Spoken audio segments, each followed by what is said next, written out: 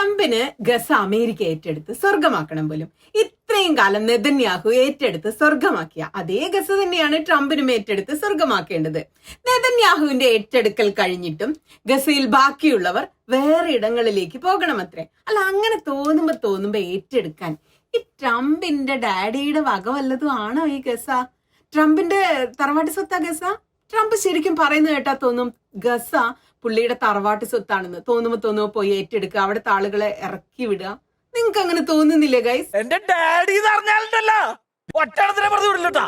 Palestine പ്രശ്നത്തിന് പരിഹാരം കാണാനുള്ള 2 വഴികളാണ് ലോകരാജ്യങ്ങൾ മുന്നോട്ട് വെക്കുന്നത്: ദ്വിരാഷ്ട്ര പരിഹാരവും ഏകരാഷ്ട്ര പരിഹാരവും. ഇതിന് രണ്ടിനെയും പിന്തുണയ്ക്കുന്നവരും എതിർക്കുന്നവരുമുണ്ട്. എന്നാൽ ഇപ്പോൾ അമേരിക്കൻ പ്രസിഡന്റ് ട്രംപ് മുന്നോട്ട് വെക്കുന്ന 3ാമത്തെ പരിഹാരമാണ് ഗസ അമേരിക്ക ഏറ്റെടുക്കുക എന്ന് പറയുന്നത്. എല്ലാ രാജ്യങ്ങൾക്കും ഏറ്റവും പരമപ്രധാനമായ കാര്യം എന്താണ്? സോവറിനിറ്റി. സ്വതന്ത്ര പരമാധികാര രാഷ്ട്രമായി നിലനിൽക്കണമെന്നാണ് ഓരോ രാജ്യവും ആഗ്രഹിക്കുന്നത്. അതുപോലെ പാലസ്തീനും അത് സാധ്യമാകണമെന്നാണ് എന്റെ ആഗ്രഹം. ന്യൂനപക്ഷത്തെ ഭൂരിപക്ഷം അടിച്ചമർത്താതിരിക്കാൻ, അന്തസ്സോടെ ജീവിക്കാൻ ദ്വിരാഷ്ട്ര പരിഹാരമാണ് ഞാൻ പിന്തുണയ്ക്കുന്നത്. നിങ്ങൾ എന്താണ് ഇതിനുള്ള പരിഹാരമായിട്ട് കാണുന്നത്? സഞ്ചാരിയും രാഷ്ട്രീയ നിരീക്ഷകനുമായ സജി മാർക്കോസ് പറയുന്നത്, പലസ്തീനിൽ നിന്നും നിരവധി മനുഷ്യർ അഭയാർത്ഥികളായിട്ട് കാലങ്ങളായി പോയി പല രാജ്യങ്ങളിലുണ്ട്. അവർക്ക് തിരിച്ചു വരണമെങ്കിൽ ഉള്ള ഏക പരിഹാരം, അതടക്കമുള്ള പല കാര്യങ്ങൾക്കുമുള്ള ഏക പരിഹാരം ഏകരാഷ്ട്രവാദമാണെന്നാണ്. നമുക്ക് ആ വിഷയത്തെക്കുറിച്ച് സജിയോടൊന്ന് സംസാരിക്കാം. നിങ്ങളുടെ ഇക്കാര്യത്തിലുള്ള അഭിപ്രായം നിങ്ങളൊക്കെ കമന്റ് ആയിട്ടിട്ട് നമുക്കൊക്കെ വായിക്കുകയും ചെയ്യാം. ഒരു പരിഹാരം എന്ന നിലയിൽ ഏകരാഷ്ട്രവാദമുണ്ട്, ദ്വിരാഷ്ട്രവാദമുണ്ട്. പിന്നെ ഇപ്പോ അതിന്റെ ഒരു ഭാഗം അമേരിക്ക ഏറ്റെടുക്കാമെന്ന് പറഞ്ഞാൽ അത് വളരെ പുതിയതാണ്. ഇതിനുമുമ്പ് അങ്ങനെ ഒരു കാര്യം ചർച്ചയിലേ വന്നിട്ടില്ല. അറബ് നേതാക്കന്മാരുടെ പരിഗണനയിലില്ല, ഇസ്രയേലിന്റെ പരിഗണനയില്ലാത്ത. ഉണ്ടോ, ഇവർ തമ്മിൽ രഹസ്യമായ ചർച്ചയുണ്ടോ എന്ന് അറിഞ്ഞുകൂടാ. പക്ഷെ എന്തായാലും വളരെ പ്രത്യേകതയുള്ള, ഇതിനു മുമ്പ് ഇല്ലാതിരുന്ന ഒരു ആശയം കൂടിയാണ് പോന്നിരിക്കുന്നത്. ഗസയെ അമേരിക്ക ഏറ്റെടുക്കാം, എന്നിട്ട് അത് മനോഹരമാക്കാം. ഗസയെ കഴിഞ്ഞ 69 കൊല്ലമായിട്ട് മനോഹരമാക്കുകയായിരുന്നല്ലോ ഇവർ ചെയ്തുകൊണ്ടിരുന്നത്. അപ്പൊ പിന്നെ അതവിടെ നിൽക്കട്ടെ. അപ്പൊ ഏകരാഷ്ട്രവാദവും ദ്വിരാഷ്ട്രവാദവും എന്നുള്ള വിഷയത്തെ നമുക്ക് ആദ്യം ഒന്ന് സ്പർശിച്ചു പോകാം.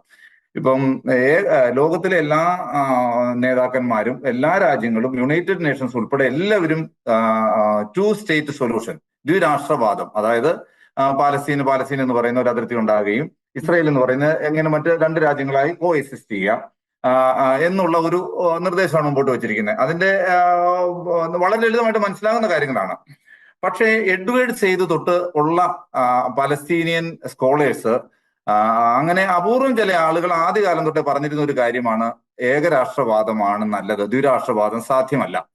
അപ്പം അതിന് ഒന്നാമത്തെ കാരണം പറഞ്ഞിരിക്കുക ഏകരാഷ്ട്രവാദം നല്ലതാണ് എന്നുള്ളതല്ല, ദ്വിരാഷ്ട്രവാദം സാധ്യമല്ല എന്നുള്ളിടത്താണ് ഏകരാഷ്ട്രവാദത്തിലോട്ട് പോകുന്നത്. അതെന്തുകൊണ്ടാണ് ദ്വിരാഷ്ട്രവാദം സാധ്യമല്ലാത്തത്, 2 സ്റ്റേറ്റ് പോളിസി സാധ്യമല്ലാത്തത്? ഞാൻ 2 സ്റ്റേറ്റ് പോളിസിയെ സപ്പോർട്ട് ചെയ്യുന്ന ഒരാളല്ല. ഇത് രണ്ടും കൂടി, ഈ ഇസ്രയേലും പാലസ്തീനും ചേരുന്ന എന്ത് പേരിട്ട് വിളിച്ചാലും അതൊരു ഒറ്റ രാജ്യമായി, ഒരു 1 ഡെമോക്രാറ്റിക് കൺട്രിയായി, ഇരു കൂട്ടർക്കും തുല്യതയുള്ള, ഒരേ വോട്ട് ഒരേ വ്യക്തി എന്നുള്ള നിലയിലുള്ള, ഒരേ മൂല്യം എന്നുള്ള നിലയിലുള്ള ഒരു ജനാധിപത്യ രാജ്യം, അത് ലിബറൽ ആയിരിക്കണം.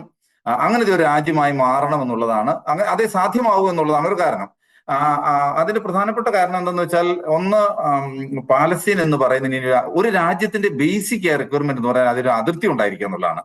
അപ്പോ ഇനി തർക്കത്തിലാണെങ്കിൽ ഒരു അതിർത്തി ഉണ്ടാവണം. ഈ അതിർത്തി ഇനി പാലസ്തീന് വരയ്ക്കാൻ ഒരിക്കലും കഴിയില്ല. കാരണം ഒരു അതിർത്തിയുള്ള, ഒരു ജിയോഗ്രഫിക്കൽ ഒരുമിച്ച് കിടക്കുന്ന ഏക സ്ഥലം എന്ന് പറയുന്നത് ഗസയാണ്.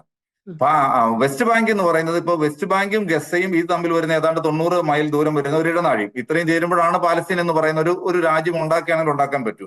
പക്ഷെ ഏതാണ്ട് 152ഓളം ചെറിയ ചെറിയ എൻക്ലേവുകളായി, ചെറിയ ചെറിയ കരദ്വീപുകളായി ഇത് മാറിക്കഴിഞ്ഞിരിക്കുന്നു വെസ്റ്റ് ബാങ്ക്. അവിടെ ഉണ്ടായിരുന്ന വെള്ളത്തിന്റെ സ്രോതസ്സുള്ള സ്ഥലങ്ങളിലെല്ലാം ഇസ്രായേലികൾ വന്ന് വീടുകൾ പണിയും, കോളനികൾ പണിയും, സെറ്റിൽമെന്റ് ആക്കിയും അവിടെ ഒക്കുപ്പൈ ചെയ്യുകയും ചെയ്തിരിക്കുന്നു. അവിടെ അതെന്ന് പറഞ്ഞാൽ വളരെ മാസീവ് ഇൻവെസ്റ്റ്മെന്റ് ആണ്, വലിയ ഇൻഫ്രാസ്ട്രക്ചർ അവിടെ പണിതിരിക്കുന്നു. അവിടെ നിന്ന് അവർക്ക് ഇനി ഇറങ്ങിപ്പോകാൻ കഴിയില്ല. അവർ ഇറങ്ങി പോകാതിരുന്നാൽ അവിടെ സെക്കൻഡ് ഡിഗ്രി ആയിട്ടുള്ള എൻക്ലേവ് വരെ വരുന്നുണ്ട്. സെക്കൻഡ് ഡിഗ്രി എൻക്ലേവ് എന്ന് പറഞ്ഞു കഴിഞ്ഞാൽ പാലസ്തീനിൽ നിന്ന് ഇസ്രായേലിൽ കയറി വീണ്ടും പാലസ്തീനിൽ കയറിയിട്ട് വീണ്ടും പുറത്തു വന്നാലേ ഇസ്രായേലോട്ട് വരുള്ളൂ. അപ്പോ ഒരു കരദ്വീപിനെ ചുറ്റി, ഇപ്പൊ ഒരു ദ്വീപിനെ ചുറ്റി വെള്ളം കിടക്കുന്നത് പോലെ ചില സ്ഥലങ്ങളിൽ ചുറ്റും ഇസ്രായേലാണ്. അതിന്റെ പുറത്ത് പാലസ്തീനുണ്ട്, അതിന്റെ പുറത്ത് ഇസ്രായേലുണ്ട്. അങ്ങനെ സെക്കൻഡ് ഡിഗ്രി എൻക്ലേവുകൾ വരെ ഇപ്പോ വെസ്റ്റ് ബാങ്കിലുണ്ട്. അപ്പൊ ഇതിനെ എങ്ങനെ ഒരൊറ്റ രാജ്യമായി എങ്ങനെ അതിർത്തി വരയ്ക്കാൻ പറ്റും?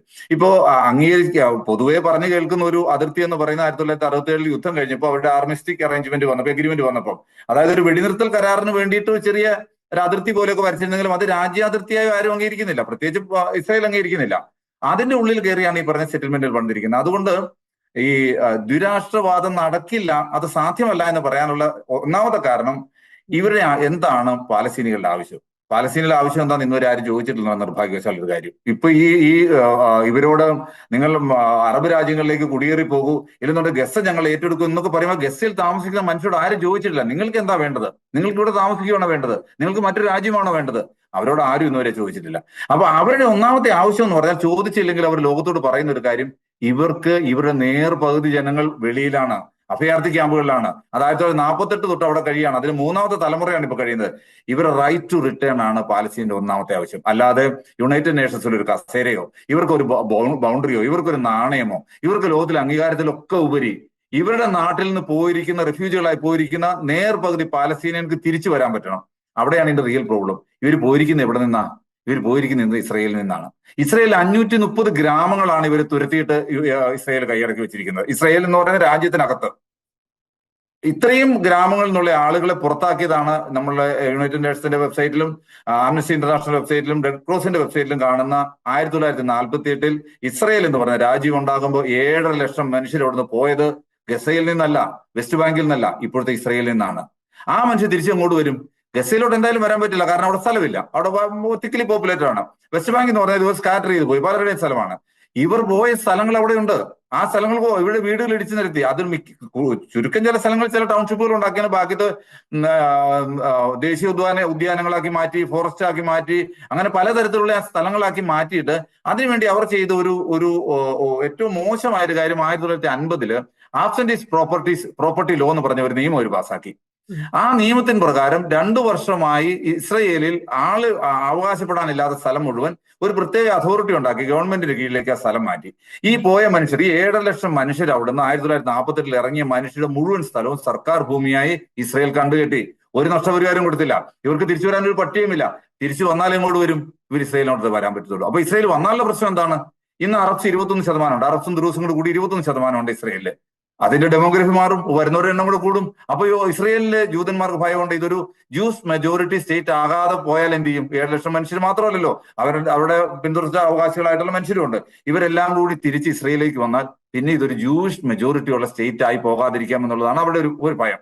അപ്പോ അതുകൊണ്ട് അവരൊരിക്കലും തിരിച്ചു വരാൻ സമ്മതിക്കില്ല. ഇവർക്ക് എന്തായാലും വെസ്റ്റ് ബാങ്കിൽ പോകാൻ പറ്റത്തില്ല, ഗസയിൽ പോകാൻ പറ്റത്തില്ല.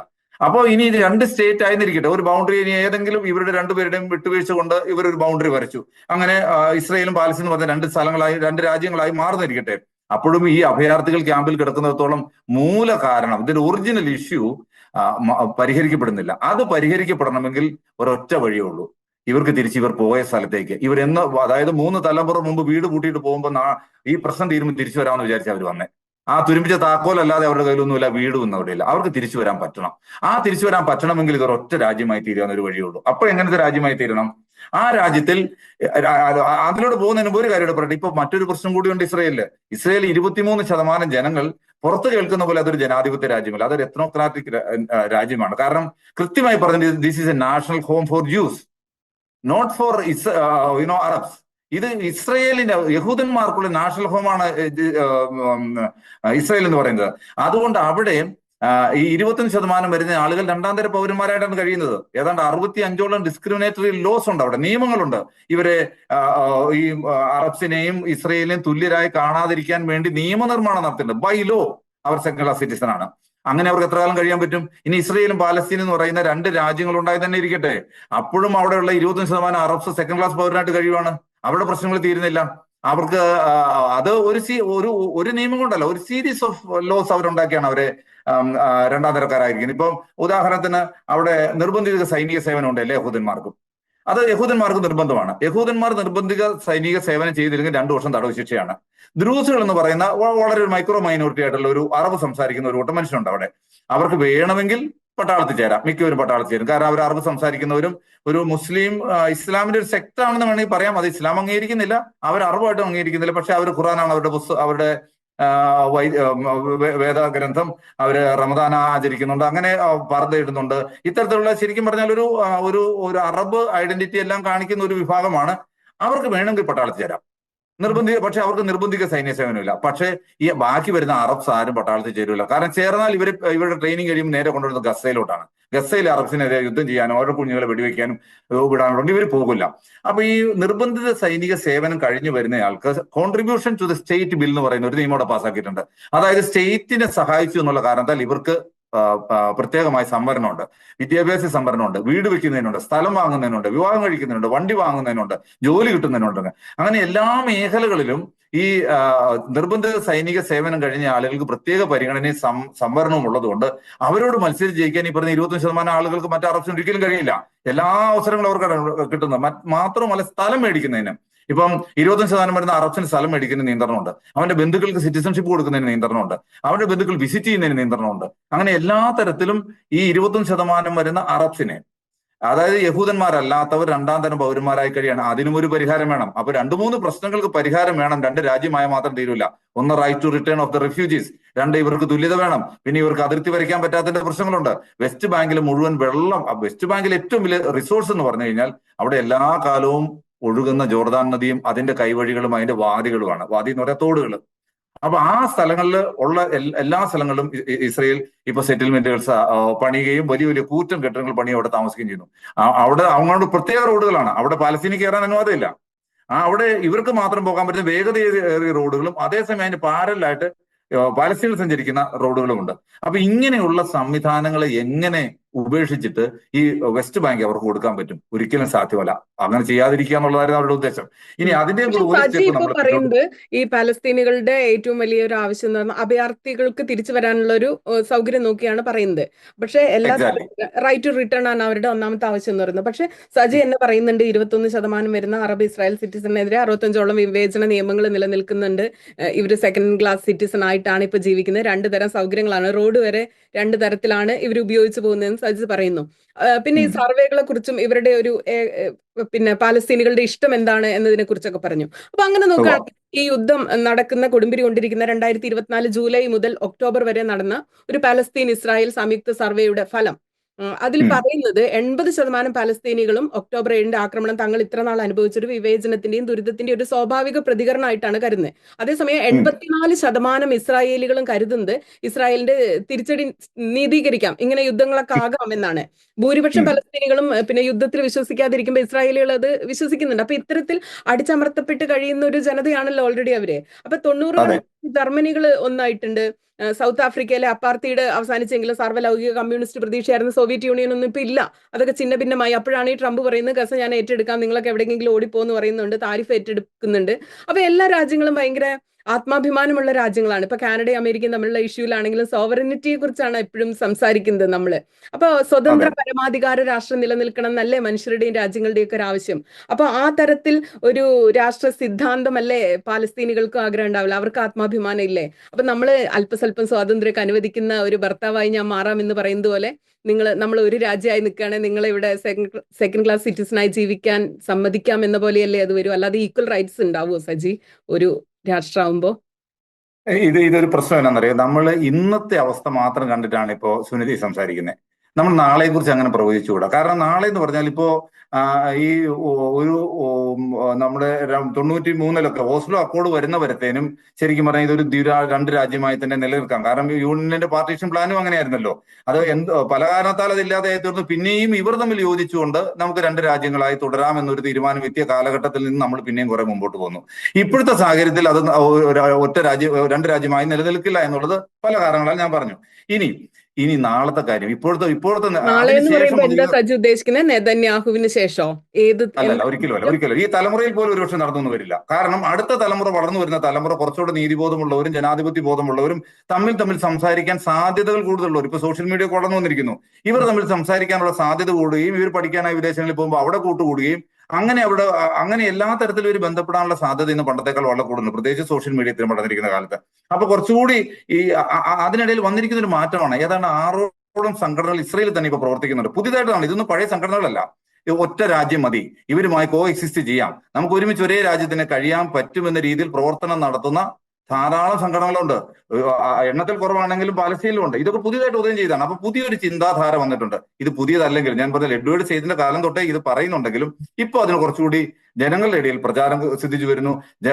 കാലം മുമ്പോട്ട് പോവുകയല്ലേ സുനിത, ജനങ്ങൾ തമ്മിൽ ബന്ധപ്പെടാനും സംസാരിക്കാനും സമ്മേളിക്കാനുള്ള അവസരങ്ങൾ കൂടുതൽ കൂടുതൽ കിട്ടിക്കൊണ്ടിരിക്കുമ്പോൾ ഈ അതായത് ഈ പാലസ്തീനികളെ മനുഷ്യരായിട്ടല്ല, മൃഗങ്ങളായിട്ടല്ല, ക്രൂര ജന്തുക്കളായിട്ട് അവതരിപ്പിക്കുന്ന, ഡീഹ്യൂമനൈസ് ചെയ്യുന്ന ഇസ്രയേലിന്റെ പദ്ധതിയാണ് ഈ പറയുന്നത്. സ്കൂൾ തൊട്ടേ ഒരു സാധാരണ യഹൂദൻ ഇസ്രയേൽ കണ്ടുവരുന്നത്.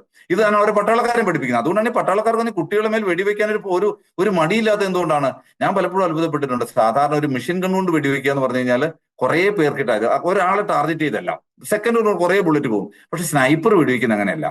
സ്നൈപ്പർ ഒറ്റ ടാർഗറ്റ് ആണ്. അന്ന് കുറെ സമയം എടുത്തിട്ടാണ്. ഒരു കൊച്ചു കുഞ്ഞിന്റെ തല തെറിച്ചു ഒരു കൊച്ചു കുഞ്ഞായിട്ട് ഒരു അച്ഛൻ നിൽക്കുന്ന ഒരു ഫോട്ടോ ഉണ്ടായിരുന്നു. ഒരു കൊച്ചു കുഞ്ഞിന്റെ തലയിലോട്ട് ഒരു സ്നൈപ്പർ വെടിവെക്കാൻ ഒരു 5-10 മിനിറ്റ് എടുക്കുന്നിടത്ത് ഇയാളുടെ മനസ്സ് മാറാത്ത എന്തുകൊണ്ടാണ്? എങ്ങനെയാണ് അങ്ങനെ വെടിവെക്കാൻ പറ്റുന്നത്?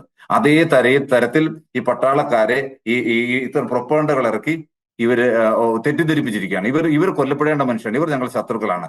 ഈ പ്രൊപ്പഗണ്ടകൾ ഗവൺമെന്റുകൾ, ഈ ഭരണകൂടങ്ങളാണ് ഇതെല്ലാം ഇറക്കുന്നത്. പക്ഷെ മനുഷ്യരത്ര മോശം മനുഷ്യരൊന്നും അല്ല.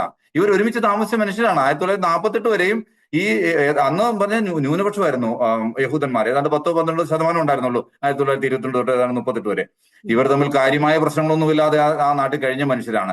അവരെ ഇതുപോലെ ശത്രുക്കളാക്കി തീർത്തത് ഭരണകൂടമാണ്. ഈ ഭരണകൂടത്തിന്റെ വാക്കുകൾ മാത്രം കേൾക്കുന്ന ഒരു കാലം എല്ലാ കാലം ഉണ്ടാവുമെന്ന് വിചാരിക്കരുത്. ഇവർ പുതിയ സമവാക്യങ്ങൾ ഉണ്ടാകുകയും ഇവർ തമ്മിൽ പരിചയപ്പെടുകയും ഇവർ തമ്മിൽ സംസാരിക്കുകയും ഒക്കെ ചെയ്യുന്ന ഒരു കാലഘട്ടത്തിൽ ഈ പറയുന്ന അത് പക്ഷെ ഒരു തലമുറ കൊണ്ട് നടന്നുകൊള്ളുന്നില്ല.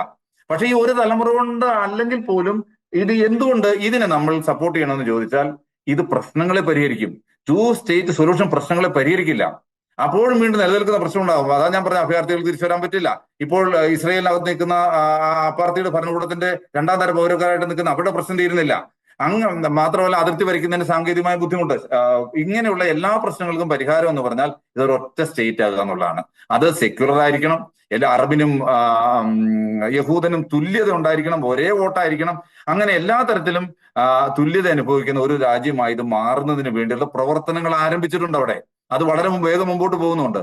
അപ്പൊ അത് ഒരു വിഷനായിട്ട് നമ്മൾ എടുത്താൽ മതി. ഇപ്പൊ നാളെ നടക്കുന്നല്ലേ, നെതന്യാഹുവിന് ശേഷമല്ല, ഈ തലമുറയിൽ തന്നെ നടന്നുകൊള്ളുന്നില്ല. പക്ഷെ അതൊരു ശാശ്വത പരിഹാരമാണ്. അതിനുള്ള കാരണം എന്തെന്ന് ചോദിച്ചാൽ നമ്മൾ ഭാവി പ്രവചിക്കാൻ ഏറ്റവും നല്ല ഭൂതകാലത്തിലേക്ക് നോക്കുക എന്നുള്ളതാണ്. ചരിത്രത്തോട്ട് നോക്കുക. എല്ലാ രീതിയിലും വിജയിച്ചു നിൽക്കുന്ന ഇസ്രായേല്, അമേരിക്കയുടെ കൂടി പിന്തുണയുള്ള ഇസ്രായേൽ എന്തിനു വഴങ്ങണം? എന്തിനാ ഇസ്രായേലിന് എന്താ ഒരു രാജ്യം എന്നുള്ളത് കൊണ്ട് ഇസ്രായേലിന് അത് എല്ലാ രീതിയിലും വിജയിച്ചു നിൽക്കുന്നു എന്നുള്ളത് നമ്മുടെ ധാരണയും ഇവർ നമ്മളെ ധരിപ്പിച്ചിരിക്കുന്നതാണ്. ഇസ്രായേൽ എല്ലാ രീതിയിലും വിജയിച്ചു നിൽക്കില്ല. കാരണം ഹമാസിനെ താഴെ ഇറക്കാമെന്ന് പറഞ്ഞ് യുദ്ധം ചെയ്തവർ ഇന്ന് ഹമാസുമായിട്ടാണ് ഉടമ്പടിപ്പെട്ടിരിക്കുന്നത്.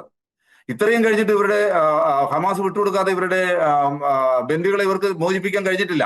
കുറെ വീടുകളിൽ ഇടിച്ചു നിർത്തി 19,000 പേരെ കൊന്നു എന്നുള്ളതിനുപരി ഇവർ വിജയിച്ചു എന്ന് ഇവർക്ക് തോന്നുന്നു. മാത്രമല്ല ഇന്ന് യഹൂദൻ സുരക്ഷിതമല്ലാത്ത ലോകത്തിലെ ഏക രാജ്യം എന്ന് പറയുന്നത് ഇസ്രായേലാണ്. അവിടെയുള്ള യഹൂദൻ സുരക്ഷിതമല്ല, അവർ ഭയപ്പെട്ടാ കഴിയുന്നത്. ബന്ധുക്കൾ ഗവൺമെന്റിനെതിരെ തിരിഞ്ഞു. ഒരു കൂട്ടം മനുഷ്യർ, ഞാനീ പറഞ്ഞ 6-7 സംഘടനകളുള്ള മനുഷ്യർ പ്രവർത്തിച്ചുകൊണ്ടിരിക്കുന്നത് നമ്മുടെ സമശിഷ്ടങ്ങളായ ഒരപ്പന്റെ മക്കളായിരിക്കുന്ന, ശരിക്കും പറഞ്ഞാൽ അബ്രാഹാമിന്റെ മക്കളാണ് ഒരു 2 കൂട്ടരും. നമുക്ക് ഒരുമിച്ച് താമസിക്കാൻ പറ്റും, ഒരു രാജ്യം നമുക്ക് ഒരേ തുല്യതയോടെ കഴിയാൻ പറ്റുമെന്നുള്ള പ്രവർത്തനങ്ങൾ ആ നാട്ടിൽ നടന്നുകൊണ്ടിരിക്കുകയാണ്. അപ്പോ നമ്മുടെ നോട്ടത്തിൽ കുറച്ച് സൈനിക ശേഷി കൊണ്ട് അവർ വിജയം പ്രാപിച്ചു എന്ന് പറഞ്ഞാലും ഇസ്രയേൽ ഈ കഴിഞ്ഞ യുദ്ധത്തിലും വിജയിച്ചിട്ടില്ല. അവർ എല്ലാ തരത്തിലും നേടി നിൽക്കുക. അവർ സുരക്ഷിതരല്ല അവിടെ. അവസാനത്തെ പാലസ്തീന് ജീവിച്ചിരിക്കുന്ന കാലത്തോളം അവർ സുരക്ഷിതരല്ല ഈ രീതിയിലാണ് പോകുന്നതെന്നുണ്ടെങ്കിൽ.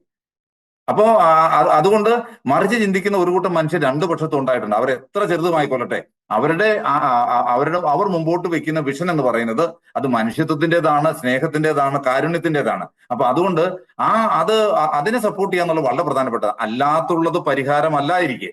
2 സ്റ്റേറ്റ് സൊല്യൂഷൻ പോസിബിൾ അല്ല. വന്നാൽ തന്നെ പരിഹാരവുമല്ല. ഇന്ത്യയും പാകിസ്ഥാനും ഒക്കെ അതിനു മുമ്പുള്ള അതിർത്തി തുറക്കുന്നവരെ വളരെ നിസ്സാരമായിരിക്കും. ഇതെന്ന് പറഞ്ഞാൽ എല്ലാ കാലത്തും നിൽക്കുന്ന ഒരു ശത്രുതയായി നിലനിൽക്കത്തുള്ളൂ ഈ 2 രാജ്യങ്ങളായി തുടർന്നാൽ. തന്നെയല്ല ഇവർ തമ്മിൽ വലിയ അന്തരമുണ്ട്. ഒന്ന് സൈനികമായി വലിയ ശേഷിയുള്ളത്, മറ്റൊന്ന് സാമ്പത്തികമായി വളരെ ഉയർന്നു നിൽക്കുന്നത്. അപ്പൊ ഇങ്ങനെയുള്ള ഈ ഡിസ്പാറ്റ് നിലനിൽക്കുന്നിടത്തോളം കാലം അതിർത്തിയിൽ ഇവർക്ക് ഒരിക്കലും സമാധാനത്തോടെ കഴിയാൻ പറ്റില്ല. തന്നെയല്ല, ഇനി അതൊരു കാര്യം കൂടി ഈ സമയത്ത് പറഞ്ഞു പോകേണ്ടതുണ്ട്. എങ്ങനെയാണ് ഇസ്രയേൽ രൂപവൽക്കരിക്കപ്പെട്ടത്? ഇസ്രയേലിന്റെ ഒറിജിനൽ വിഷൻ എന്താണ്? പാലസ്തീൻ എന്ന് പറയുന്ന നാട്ടിൽ വന്നിട്ട് ഞങ്ങൾ അതിന്റെ കുറച്ച് പോർഷൻ എടുത്തിട്ട് ഞങ്ങൾക്ക് ഇവിടെ ഒരു രാജ്യം സ്ഥാപിക്കുക എന്നാണോ എന്നുള്ളതാണ് പ്രധാനപ്പെട്ട ഒരു കാര്യം. ഒരിക്കലും അല്ലായിരുന്നു. കാരണം ഈ കുടിയേറ്റ ഒരു സ്വല്പം നമ്മളൊരു ചരിത്രത്തോടെ പോകേണ്ടതുണ്ട്. ഒത്തിരി പുറകോട്ട് പോകുന്നില്ല. കുടിയേറ്റ ആരംഭിക്കുന്നതിന് പ്രധാനമായും ഇംഗ്ലണ്ടിന്റെ നേതൃത്വത്തിൽ ഇതിനെ ഔദ്യോഗികമായൊരു ഒരു ഡിക്ലറേഷൻ എന്നറിയാമല്ലോ, ബാൽഫർ വിളംബരം. ഈ ബാൽഫർ വിളംബരത്തിന്റെ ഒന്നാമത്തെ ഡ്രാഫ്റ്റ് ഉണ്ട്. അത് ലോർഡ് ആർതർ ബാൽഫർ പ്രിപ്പയർ ചെയ്ത് പ്രസന്റ് ചെയ്തതിന്റെ ഒന്നാമത്തെ ഡ്രാഫ്റ്റിനകത്ത് എഴുതിയിരിക്കുന്നത് the reconstitution of Palestine into a Jewish state എന്നാണ്. റീകോൺസ്റ്റിറ്റ്യൂഷൻ ഓഫ് പാലസ്തൈൻ, അത് ഇപ്പോൾ നിലനിൽക്കുന്ന പാലസ്തൈൻ. ഏത് കാലഘട്ടം തൊട്ട്? 1917 1917 ഫസ്റ്റ് ഡ്രാഫ്റ്റ് എഴുതുമ്പോൾ പറഞ്ഞിരിക്കുന്നത് റീകോൺസ്റ്റിറ്റ്യൂഷൻ ഓഫ് പാലസ്തൈൻ. അന്ന് പാലസ്തൈൻ ഉണ്ട്, ഇസ്രയേൽ ഇല്ല. ഈ പാലസ്തൈനെ മുഴുവൻ, അതിനൊരു പാർട്ട് ഓഫ് പാലസ്തൈൻ അല്ല, പോർഷൻ ഓഫ് പാലസ്തൈൻ അല്ല, ദ എൻറ്റയർ പാലസ്തൈനെ ജൂയിഷ് സ്റ്റേറ്റ് ആക്കി മാറ്റുക എന്നുള്ളതാണ് ബാൽഫർ വിളംബരത്തിന്റെ ഫസ്റ്റ് ഡ്രാഫ്റ്റ്.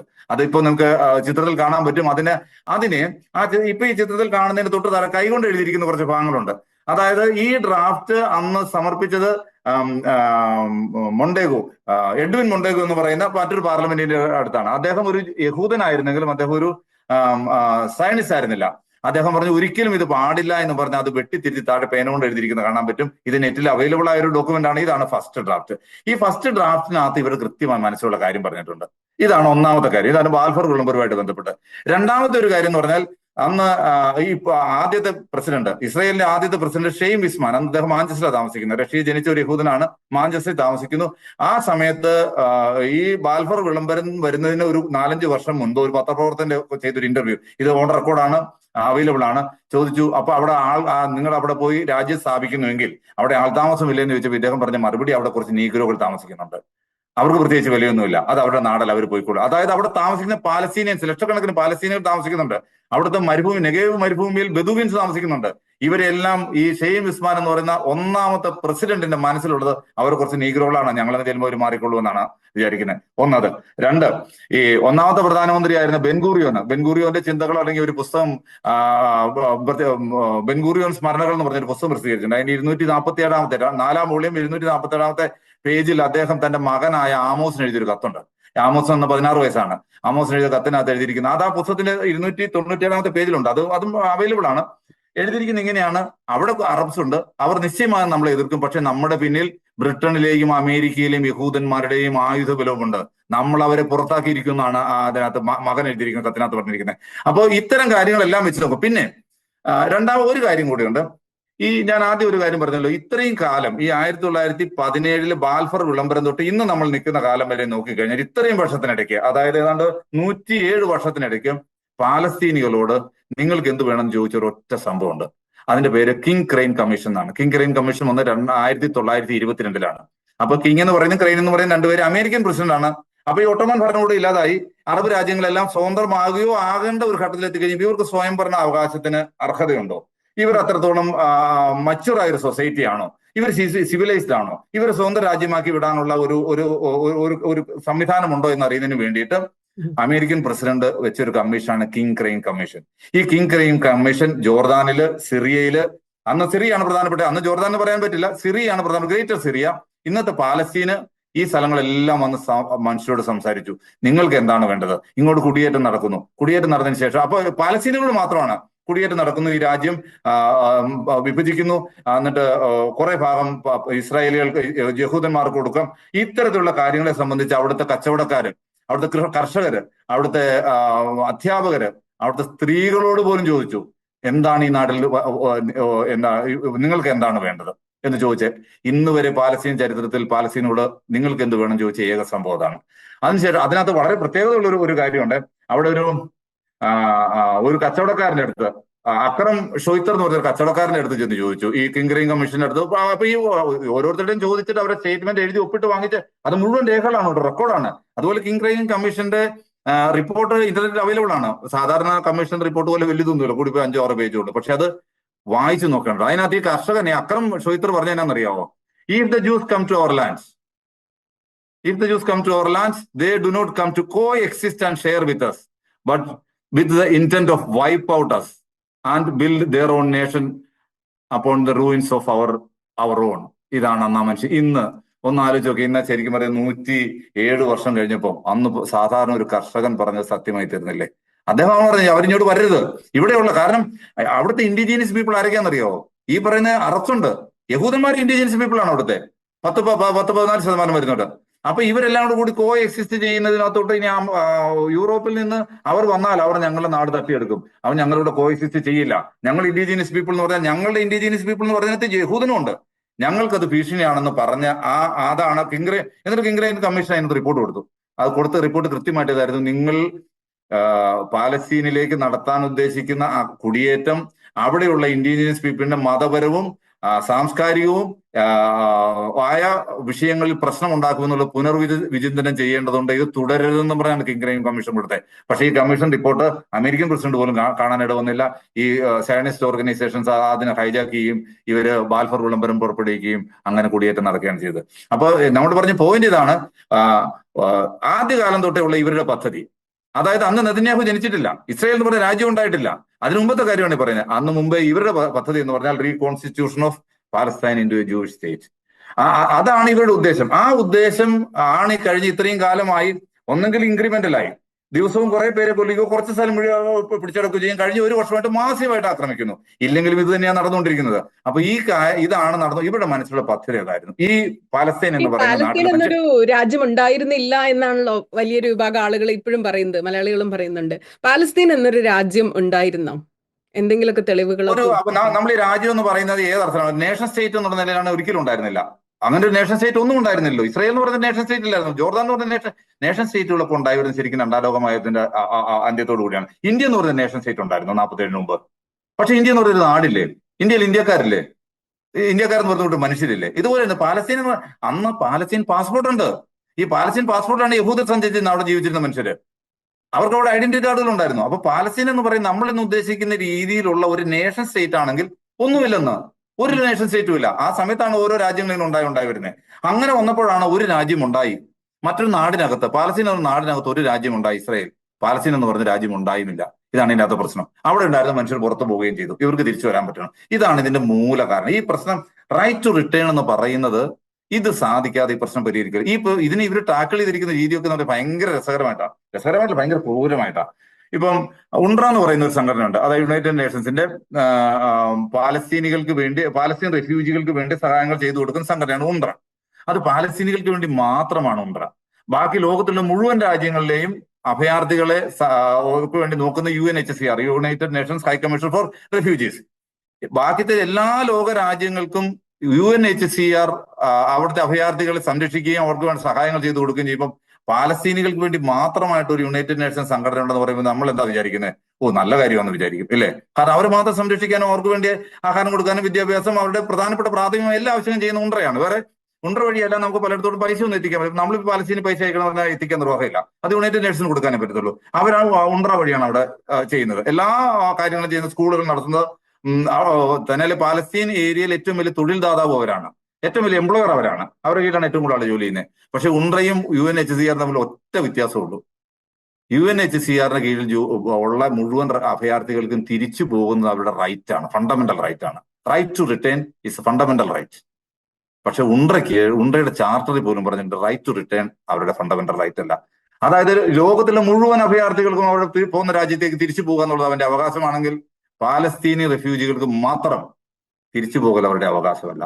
അതിന് സഹായിക്കേണ്ട ജോലി ഉൺറയ്ക്കില്ല. UNHCR അവരുടെ അണ്ടറിലും അല്ല.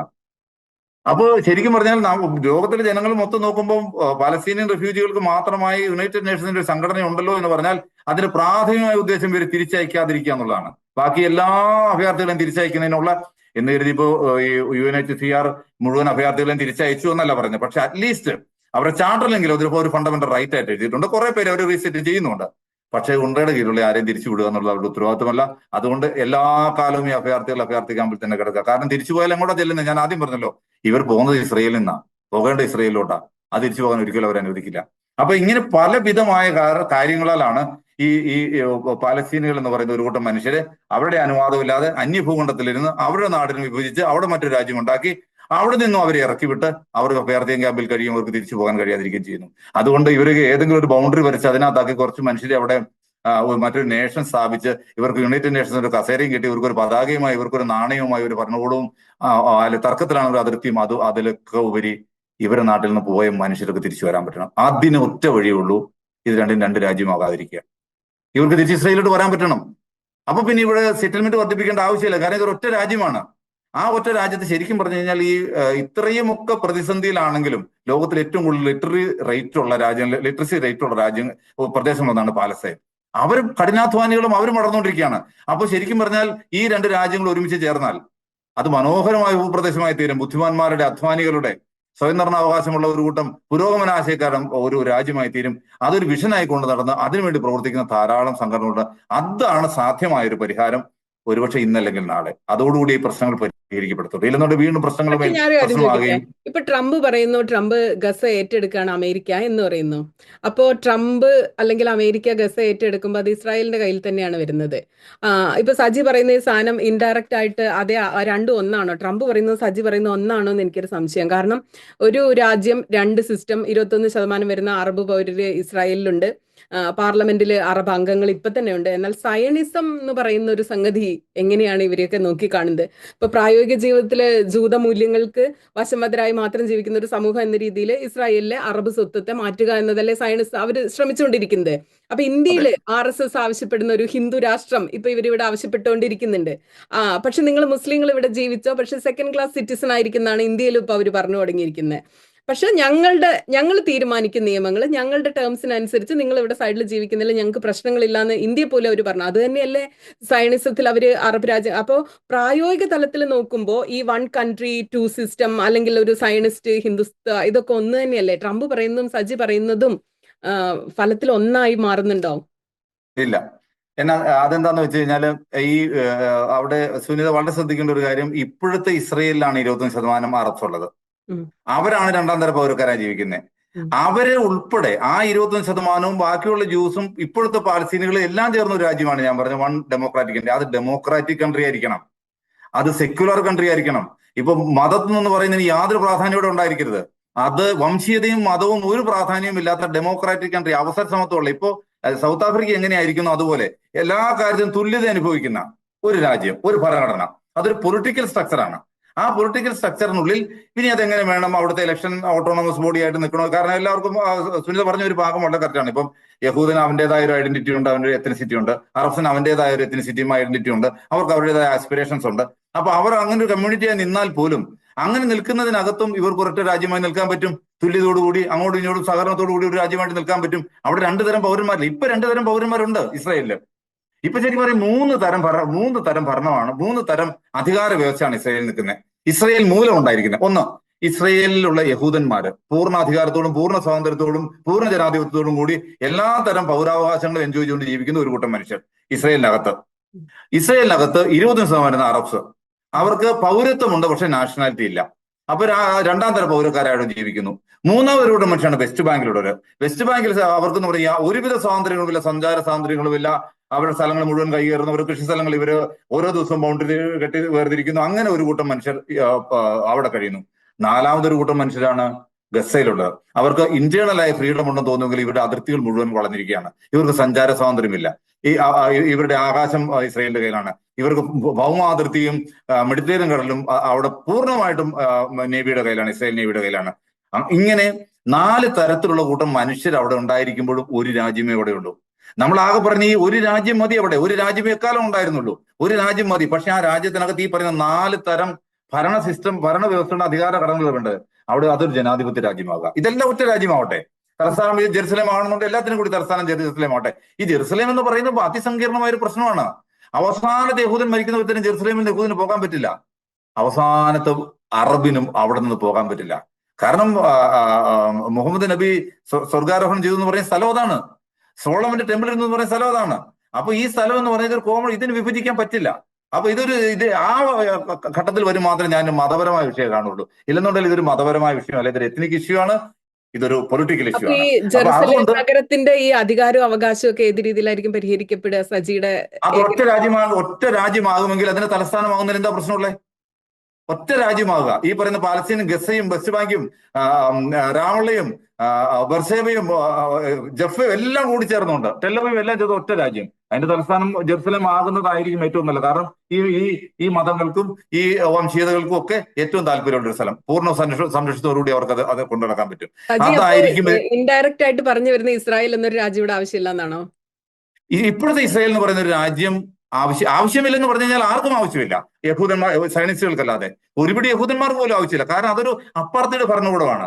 അത് അവിടെ മനുഷ്യർ, അതൊരു ജനാധിപത്യ ഭരണകൂടമല്ല. പലരും പറയുന്നുണ്ട് മിഡിൽ ഈസ്റ്റിലെ ഏക ജനാധിപത്യ ഭരണകൂടമാണ് ഇസ്രായേൽ എന്നുള്ളത്. അതൊരു ജനാധിപത്യ ഭരണകൂടമല്ല. സ്വന്തം പൗരന്റെ മേൽ, സ്വന്തം രാജ്യത്തെ പൗരന്റെ മേൽ നിയമം മൂലം വിവേചനം അടിച്ചേൽപ്പിക്കുന്ന ഒരു രാജ്യം എങ്ങനെയാണ് ജനാധിപത്യമാവുന്നത്? അത് എത്നോക്രാറ്റിക് കൺട്രിയാണ്, വംശീയ ഭരണകൂടമാണ്. അവിടെ നാഷണാലിറ്റി എന്ന് പറയുന്നതാണ് ഇപ്പൊ നമ്മുടെ രാജ്യത്ത് പൗരത്വമാണ് എല്ലാത്തിന്റെ അവകാശത്തിന്റെയും ഇല്ലേ, നമ്മുടെ അവസരങ്ങൾ കിട്ടുന്നത്, നമുക്ക് ബജറ്റ് കിട്ടുന്നത്, നമുക്ക് നമ്മുടെ സ്വാതന്ത്ര്യം, നമ്മുടെ കോടതിയിൽ പോയ നമ്മുടെ സ്വാതന്ത്ര്യം നിഷേധിച്ചാൽ അതിനെ ക്വസ്റ്റ്യൻ ചെയ്യുന്നത് എല്ലാത്തിന്റെ അടിസ്ഥാനം ഒന്ന് മാത്രമാണ്, പൗരത്വമാണ്. ഇല്ലേ? ഒരു പൗരത്വമുള്ള അത് അരുണാചൽ പ്രദേശിൽ കിടക്കുന്നവനാണെങ്കിലും ലക്ഷദ്വീപിൽ കിടക്കുന്നവനാണെങ്കിലും കാശ്മീർ കിടക്കുന്നവനാണെങ്കിലും കന്യാകുമാരി കിടക്കുന്ന നമ്മളുടെ അധികാരങ്ങളുടെ അവകാശത്തെയും അവസരത്തെയും നിർണ്ണയിക്കുന്നത് നമ്മുടെ പൗരത്വമാണ്. ഇസ്രയേൽ അതല്ല. ഇസ്രയേൽ ഒരാളുടെ അവകാശവും അധികാരവും അവസരവും നിർണ്ണയിക്കുന്ന അവന്റെ നാഷണാലിറ്റിയാണ്. It is a national hope for Jews. Jews അല്ലാത്തവർക്ക് അവിടെ നാഷണാലിറ്റി ഇല്ല, അവർക്ക് പൗരത്വം ഉള്ളവരുണ്ട്. ഇപ്പൊ ഈ അറബ്സിന്റെ 25% മനുഷ്യർക്ക് പൗരത്വമുണ്ട്. പക്ഷെ പൗരത്വമല്ല അവിടെ അവകാശം നിർണ്ണയിക്കുന്നത്, അവരുടെ അധികാരം നിർണ്ണയിക്കുന്നത്. അവിടെ നിർണ്ണയിക്കുന്നത് നാഷണാലിറ്റിയാണ്. നമ്മളെ സംബന്ധിച്ച് നാഷണാലിറ്റിയും പൗരത്വവും സിറ്റിസൺഷിപ്പും ഒന്നാണ്, അവിടെ രണ്ടും രണ്ടാണ്. അപ്പൊ അത്തരത്തിലുള്ള രാജ്യം നിലനിൽക്കുന്നതുകൊണ്ട് അവർക്കും വലിയ പ്രയോജനം, അവരുടെ ജനങ്ങൾക്ക് വലിയ പ്രയോജനം, സമീപ രാജ്യങ്ങൾക്ക് വലിയ പ്രയോജനം. അപ്പൊ ഇപ്പോഴത്തെ ഇസ്രയേൽ നിലനിൽക്കാൻ പാടുണ്ടോ എന്ന് ചോദിച്ചാൽ അത്തരത്തിലുള്ള ഇസ്രയേൽ അതൊരു ഇന്റർനാഷണൽ ഇഷ്യൂ ആയതുകൊണ്ട് ഇതൊരു അന്തർദേശീയ പ്രശ്നമാണ്. കാരണം ലോകരാജ്യങ്ങളുടെ മേൽ പാലസ്തീൻ കൈനീട്ടുകയാണ്. ആ സ്ഥിതിക്ക് നമുക്ക് അഭിപ്രായം പറയാനുള്ളത് അത്തരത്തിലുള്ള ഭരണകൂടമല്ല വേണ്ടത്. ഇനി അത് ഇസ്രയേലിന് പേരിട്ട് നാളെ നിലനിന്നാലും കുഴപ്പമില്ല, പാലസ്തീനിന് പേരിട്ടാലും കുഴപ്പമില്ല. പക്ഷെ അത് ഒരു ജനാധിപത്യ രാജ്യമായിരിക്കണം. ഇരു വംശങ്ങൾക്കും തുല്യത ഉണ്ടായിരിക്കണം, അവസരവും വിഭവങ്ങളും എല്ലാം തുല്യമായി വിഭജിക്കുന്ന ഒരു രാജ്യമാവണം. അങ്ങനത്തെ ഒരു രാജ്യമാകി മാറേണ്ടതുണ്ട്. പിന്നെ അതൊരു സയൻസ് രാജ്യമായിരിക്കില്ല, പിന്നെ അതൊരു ജൂയിഷ് സ്റ്റേറ്റും ആയിരിക്കില്ല. It will be A democratic country. അങ്ങനത്തെ ഒരു രാജ്യമായിട്ട് മാറുന്നതിന് താല്പര്യമുള്ള യഹൂദന്മാർ, അതാ പറഞ്ഞേ, ഇപ്പൊ ആറോളം സംഘടനകൾ അവിടെ പ്രവർത്തിക്കേണ്ട. അങ്ങനെ പക്ഷെ പലസ്തീനിൽ പ്രവർത്തിക്കുന്നു. നിലവിലുള്ള ഇവരുടെയൊക്കെ ഒരു അവസ്ഥ കണ്ടിട്ട് എനിക്ക് പക്ഷെ 2 സ്റ്റേറ്റ് തന്നെയാണ് പ്രാക്ടിക്കലായി തോന്നുന്നത്. കാരണം ഒരേ രാഷ്ട്രത്തിലെ ഈ വംശീയ വിവേചനം ഇല്ലാതാവോ, ഒരേ രാഷ്ട്രത്തിലെ പൗരന്മാരായി ഇവരെ പരിഗണിക്കപ്പെടുവോ, ഇവർ സെക്കൻഡ് ക്ലാസ് സിറ്റിസൺ അല്ലാതായി മാറും, അത്തരം കാര്യങ്ങളൊക്കെ എനിക്ക് ഭയങ്കര, ഈ ഭൂരിപക്ഷവും ന്യൂനപക്ഷവും തമ്മിലുള്ള ഈ കടുത്ത പോരാട്ടങ്ങളൊക്കെ എങ്ങനെയായിരിക്കും അവസാനിക്കുക? ഈ ജനസംഖ്യയിൽ ഇപ്പോ ജൂതർ കുറച്ച് ഹാപ്പി ആയിരിക്കുന്ന അറബുകൾ ഓടിപ്പോയിട്ടും കൊന്നൊടുക്കിയിട്ടും ഒക്കെ അവരുടെ ജനസംഖ്യ കുറഞ്ഞതുകൊണ്ടല്ലേ? അപ്പൊ സജി പറഞ്ഞ പോലെ ഇവർ തിരിഞ്ഞു വന്ന് ഇവർ ഭൂരിപക്ഷം ആകുമ്പോഴുള്ള അവർ തമ്മിലുള്ള ആ കോൺഫ്ലിക്റ്റ് എങ്ങനെയായിരിക്കും, ഒരു സമഗ്രമായ ഭരണഘടന എങ്ങനെയായിരിക്കും ഉണ്ടാവുക എന്നുള്ള കാര്യങ്ങളൊക്കെ എനിക്ക് കുറച്ചും കൂടെ ഒരു സങ്കീർണമായിട്ടാണ് തോന്നുന്നത്. പിന്നെ ഇസ്രായേലിന്റെ തീർച്ചയായിട്ടും അല്ല, അതിനകത്ത് തെറ്റ് പറയാൻ പറ്റില്ല. കാരണം നമ്മൾ ഇന്നത്തെ സ്വാതന്ത്ര്യം വലിയ പ്രധാനല്ലേ? അല്ല, കുറച്ചുകൂടി മനുഷ്യത്വമുള്ള, കുറച്ചുകൂടി ജനാധിപത്യ ബോധമുള്ള ഒരു തലമുറ നാളെ വരില്ലെന്നാണ് നമ്മൾ വിചാരിക്കുന്നത്. ഞാൻ ചോദിക്കട്ടെ, ഇപ്പൊ ഇത്രയും വലിയ വ്യത്യാസമുള്ള ഒരുമിച്ച് താമസിക്കുമെന്ന് ചോദിച്ചു. അരുണാചൽ പ്രദേശിലെ മനുഷ്യൻ കണ്ടിട്ടുണ്ടോ? മിസോറാമിലെ മനുഷ്യൻ കണ്ടിട്ടുണ്ടോ? നാഗാലാൻഡിലെ മനുഷ്യൻ കണ്ടിട്ടുണ്ടോ? ഇവരൊക്കെ ഡൽഹിയിൽ നിന്ന് ഇറങ്ങുന്ന ഒരു വിജ്ഞാപനത്തിൽ ഇങ്ങേ ദ്രവീഡിയനായി നമ്മളും മംഗോളിയ വംശത്തിൽപ്പെടുന്ന, മംഗോളിയ എന്ന് പറയാൻ പറ്റില്ല, അവരും നമ്മൾ ഒറ്റ രാജ്യത്ത് ഒറ്റ നിയമം പാലിച്ചുകൊണ്ട് ഒരൊറ്റ ഭരണഘടന കീഴിൽ നിൽക്കുന്നത് എങ്ങനെയാണ്? ഇതെല്ലാം ലോകത്ത് സാധ്യമാണ്. ഒറ്റ കാര്യമുള്ളൂ, കൃത്യമായ രീതിയിൽ ഒരു പൊളിറ്റിക്കൽ ഫ്രെയിംവർക്ക് ഉണ്ടാകുക. ആ സജി പറഞ്ഞ ഭയങ്കര ഇമ്പോർട്ടന്റ്. ഭരണഘടന നമ്മൾക്ക് ഭയങ്കര ശക്തമായ സ്ട്രോങ് ആയ ഒരു കോൺസ്റ്റിറ്റ്യൂഷൻ ഉള്ളത് കൊണ്ട് അതിന്റെ കീഴിൽ ഇപ്പൊ ഇവിടെ ഹിന്ദു രാഷ്ട്രം ആക്കും എന്ന് പറയുമ്പോഴും നമുക്ക് ഫൈറ്റ് ചെയ്യാൻ പറ്റുന്നത് ഭരണഘടന ഉള്ളത് കൊണ്ട്. അപ്പോ ഇസ്രായേൽ ഇതുപോലെ തന്നെ അപ്പൊ ആദ്യം വേണ്ടത് സുനിത ഒരു പൊളിറ്റിക്കൽ ഫ്രെയിംവർക്കാണ്. അത് ഇരുകൂട്ടർ അത് എങ്ങനെ വേണമെന്ന് നമുക്ക് പറയാൻ പറ്റില്ല. ഇവർ തന്നെ ഉണ്ടാക്കിയെടുക്കണം. അപ്പൊ ഇവിടെ നമ്മൾ അതിനൊരു കൺസെൻസ് ഉണ്ടാവണം, ഇവർ തമ്മിൽ യോജിക്കണം. അപ്പൊ നമ്മളെങ്ങനെയാണ് നമ്മുടെ ഭരണഘടന ഉണ്ടാക്കിയത്? ഹിന്ദുത്വ താല്പര്യത്തോടുള്ള മനുഷ്യരുണ്ടായിരുന്നു, സെക്യുലറായ ആളുകളുണ്ടായിരുന്നു, ഇടതുപക്ഷ ആശയങ്ങളുണ്ട്. ഇവരെല്ലാവരും കൂടിയിരുന്ന് ചർച്ച ചെയ്ത് അല്ലേ നമ്മുടെ ഒരു ഭരണഘടന ഉണ്ടായത്? അതെ, പക്ഷെ നമുക്ക് അന്നൊരു നെഹ്റു, മഹാത്മാഗാന്ധി, അംബേദ്കറും ഉണ്ടായിരുന്നു. ഇപ്പൊ ആരാ ഇസ്രായേലിൽ ആരാ? ഇപ്പോഴത്തെ ആരും ഇല്ലെന്നൊരു നാളെ ആരും ഉണ്ടാവില്ലെന്ന് വിചാരിക്കുന്നത്. ഞാൻ അങ്ങനെ ഒരാളെയാണ് പണ്ട് പറഞ്ഞത്, അമേരിക്കയിലുണ്ടായ സ്കോളറായിരുന്നു എഡ്വേർഡ് സെയ്ദ്. ഇങ്ങനെ ധാരാളം ആളുകൾ, ഇപ്പൊ ഇലാൻ പാപ്പെ യഹൂദനാണ്.